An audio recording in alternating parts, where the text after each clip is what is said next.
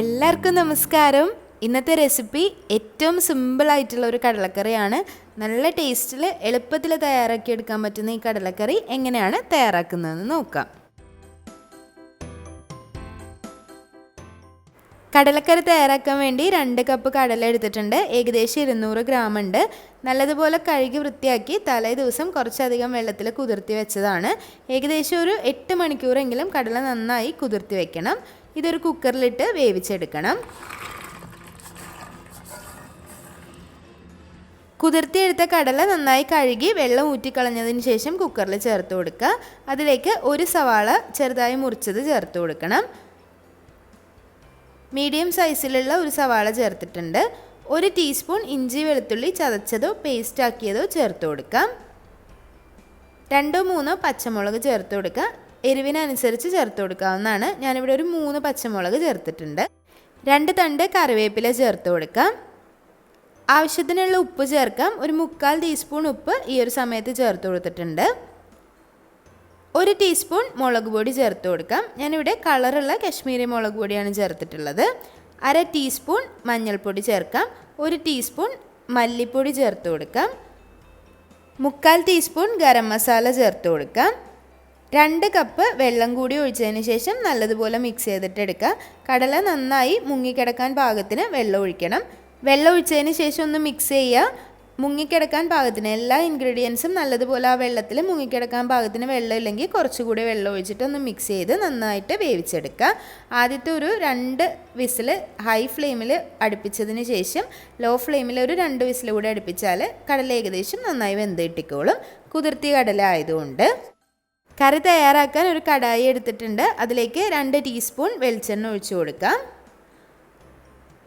വെളിച്ചെണ്ണ ഒന്ന് ചൂടായി വരുമ്പോൾ തീ ഒന്ന് കുറച്ച് വെക്കുക. അതിന് ശേഷം 1 തണ്ട് കറിവേപ്പില കൂടി ചേർത്ത് കൊടുക്കുക. തീ ലോ ഫ്ലെയിമിൽ വെച്ചതിന് ശേഷം കുറച്ച് പൊടികൾ ആഡ് ചെയ്യണം. 1 ടീസ്പൂൺ മുളക് പൊടി ചേർക്കാം. ഇത് കശ്മീരി മുളക് പൊടിയാണ്, എരിവില്ലാത്ത മുളക് പൊടിയാണ്. 1 ടീസ്പൂൺ മല്ലിപ്പൊടി ചേർക്കാം. 1/2 ടീസ്പൂൺ ഗരം മസാലപ്പൊടി ചേർക്കാം. 1/2 ടീസ്പൂൺ മഞ്ഞൾപ്പൊടി ചേർക്കാം. 1 ടീസ്പൂൺ വലിയ ജീരകം അല്ലെങ്കിൽ പെരിഞ്ജീരകം വറുത്ത് പൊടിച്ചത് കൂടി ചേർത്ത് കൊടുക്കാം.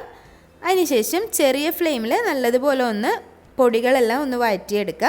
ചേർത്ത പൊടികളുടെ പച്ചമണം ആ ഒരു വെളിച്ചെണ്ണയിൽ കിടന്ന് മാറിയതിന് ശേഷം നേരത്തെ വേവിച്ച് വെച്ചിട്ടുള്ള കടല ഇതിലേക്ക് ചേർത്ത് കൊടുക്കുക. കടല വേവിക്കാൻ നമ്മൾ അത്യാവശ്യം വെള്ളം ഒഴിച്ചത് കൊണ്ട് തന്നെ ഇതിൽ അത്യാവശ്യം ചാറുണ്ടാവും. കുറച്ചൊന്ന് കുറുകിയിട്ടുണ്ടാവും എല്ലാ ഇൻഗ്രീഡിയൻസും കൂടി ചേർന്ന് വേവുന്ന സമയത്ത്. ഇനി ഇങ്ങനെ ചേർത്ത് കൊടുത്തതിന് ശേഷം നല്ലതുപോലെ ഒന്ന് തിളപ്പിച്ചെടുക്കണം.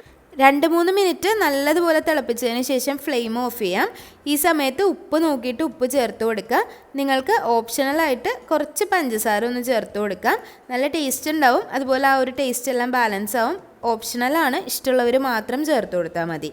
നല്ലതുപോലെ മിക്സ് ചെയ്ത് ഒന്നുകൂടി തിളപ്പിച്ചതിന് ശേഷം നമുക്ക് എടുത്ത് സെർവ് ചെയ്യാം.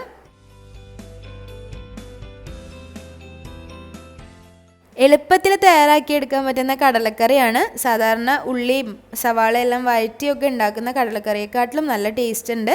വളരെ എളുപ്പമാണ്. അപ്പോൾ എല്ലാവരും ട്രൈ ചെയ്ത് നോക്കണം. പുട്ടും കടലയും മിക്കവാറുള്ള എല്ലാവരും തന്നെ ഫേവറേറ്റ് ആയിരിക്കും. പുട്ടിൻ്റെ കൂടെ ഈ ഒരു കടലക്കറി അടിപൊളി ടേസ്റ്റാണ്. പുട്ടിൻ്റെ കൂടെ മാത്രമല്ല, ഈ കറി ഒന്ന് വറ്റിച്ചെടുത്താൽ നമുക്ക് ചോറിന് കൂടെയും കഴിക്കാം.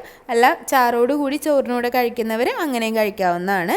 ബാക്കി എല്ലാ ബ്രെഡ് ഐറ്റംസിൻ്റെ കൂടെ ഇത് പോവും. ചപ്പാത്തി, പൊറോട്ട, പത്തിരി എല്ലാം അതിൻ്റെ കൂടെ നമുക്കിത് കോമ്പിനേഷനായി കഴിക്കാം. അപ്പോൾ എല്ലാവരും ട്രൈ ചെയ്ത് നോക്കണം. ട്രൈ ചെയ്ത് നോക്കിയിട്ട് അഭിപ്രായങ്ങളൊക്കെ കമൻറ്റ് ബോക്സിൽ അറിയിക്കുക. അതുപോലെ വീഡിയോസൊക്കെ ഇഷ്ടമാവുന്നുണ്ടെങ്കിൽ ലൈക്ക് ചെയ്യുക, ഷെയർ ചെയ്യുക, സബ്സ്ക്രൈബ് ചെയ്യുക. നിങ്ങളുടെ ഫാമിലി ഫ്രണ്ട്സിനൊക്കെ ഷെയർ ചെയ്ത് കൊടുക്കുക. റിട്ടേൺ റെസിപ്പീസിനായിട്ട് നമ്മുടെ ബ്ലോഗ് ചെക്ക് ചെയ്യുക. ഡിസ്ക്രിപ്ഷൻ ബോക്സിൽ ലിങ്ക് കൊടുത്തിട്ടുണ്ട്. അപ്പോൾ ഇനിയും നല്ല നല്ല റെസിപ്പികളായിട്ട് വരുന്നതായിരിക്കും. അതുവരേക്കും താങ്ക് യു.